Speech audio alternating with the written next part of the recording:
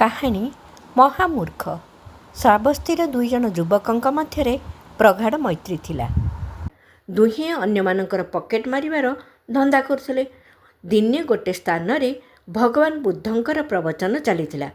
ଏହାକୁ ଏକ ଉତ୍ତମ ସୁଯୋଗ ଜାଣି ଦୁଇ ମିତ୍ର ସେଠାରେ ପହଞ୍ଚିଗଲେ।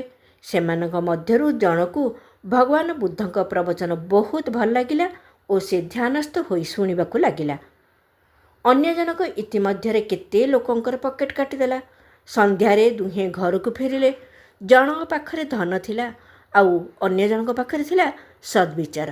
ପକେଟ ମାରୁଥିବା ମିତ୍ର ଅନ୍ୟ ସାଥୀକୁ ବ୍ୟଙ୍ଗ କରି କହିଲା, ଆରେ ତୁ ତ ବଡ଼ ମୂର୍ଖ, ଅନ୍ୟର କଥାରେ ପ୍ରଭାବିତ ହୋଇଗଲୁ। ଏବେ ଏହି ପାଣ୍ଡିତ୍ୟରେ ହିଁ ଭୋଜନ ରାନ୍ଧ ଆଉ ପେଟ ଭର। ନିଜର ପୂର୍ବକୃତ କର୍ମଗୁଡ଼ିକ ଯୋଗୁଁ ଦୁଃଖୀ ହୋଇ ଅନ୍ୟ ପକେଟ ମାର ତଥାଗତଙ୍କ ପାଖକୁ ଫେରିଗଲା। ତାଙ୍କୁ ସବୁ ବିଷୟ ଜଣାଇଲା।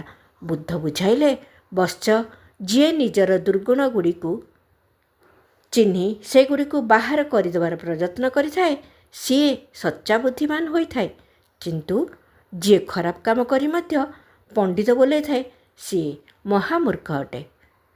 ଧନ୍ୟବାଦ।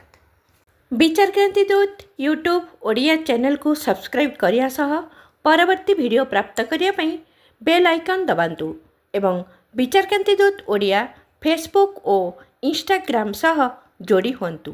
ଧନ୍ୟବାଦ।